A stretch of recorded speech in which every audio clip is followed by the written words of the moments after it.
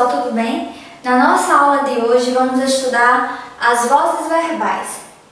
Dá-se o nome de voz à forma assumida pelo verbo para indicar se o sujeito gramatical é paciente ou agente. E são três as formas verbais: voz ativa, voz passiva e voz reflexiva, sendo que a voz passiva subdivide-se em analítica e sintética.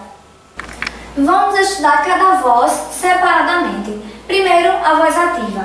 A voz ativa acontece quando o sujeito pratica a ação. Então, ele é chamado de agente, sujeito-agente, porque pratica a ação que é expressa pelo verbo. Observem aqui no exemplo. O homem consertou a geladeira. Para eu saber quem é o sujeito da minha oração, eu vou sempre perguntar o verbo. Então, o verbo aqui é consertar. Então, eu vou perguntar: quem consertou a geladeira? A minha resposta: o homem. Então, o homem que praticou a ação de consertar a geladeira é o sujeito agente, porque praticou uma ação. Na voz passiva já ocorre diferente.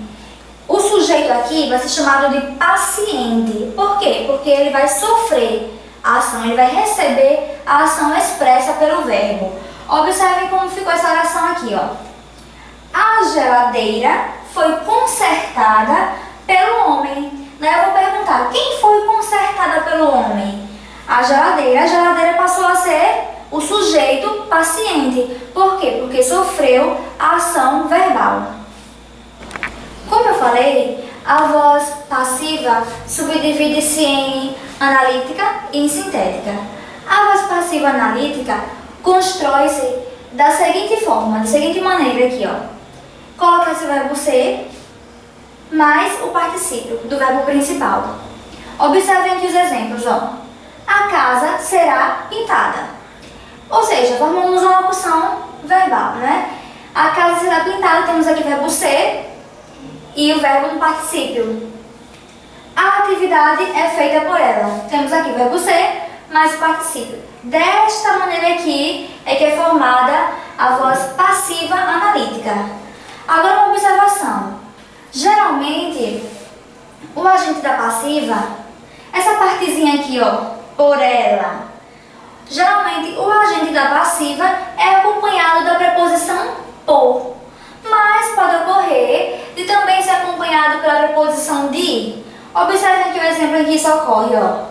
A casa foi cercada de soldados. Neste caso aqui, nesse exemplo, por ela foi o agente da passiva e foi formado pela preposição por. Nesse caso aqui não, nesse caso, como é exceção, foi formado pela preposição de. Agora, a voz passiva sintética constrói-se com um verbo na terceira pessoa, pode ser do singular ou do plural, e esse verbo vai ser seguido pelo pronome apassivador se, se. Observem aqui no exemplo, ó. Abriram-se as inscrições para o concurso. Temos aqui o verbo na terceira pessoa do plural e seguido pelo pronome apassivador se. A observação aqui é a seguinte, é que na voz passiva sintética, o agente da passiva não aparece, geralmente. Na voz reflexiva ocorre o seguinte: o sujeito vai ser agente e paciente ao mesmo tempo. Isto é, ele vai sofrer e praticar a ação nele mesmo. Vejam só aqui nos exemplos, ó. O menino feriu-se. O menino praticou a ação e sofreu a ação de ferir-se. A menina machucou-se. A menina sofreu e praticou a ação de machucar-se. Agora, o que não podemos confundir é o emprego reflexivo do verbo com a ação de reciprocidade, de troca. Veja só aqui o exemplo. Os lutadores feriram-se. Aqui não houve uma ação reflexiva. Aqui um feriu o outro. Verbos abundantes. Nós até vimos brevemente sobre ele na aula passada. São aqueles verbos irregulares que apresentam mais de uma forma de conjugação, equivalentes para o mesmo tempo e pessoa.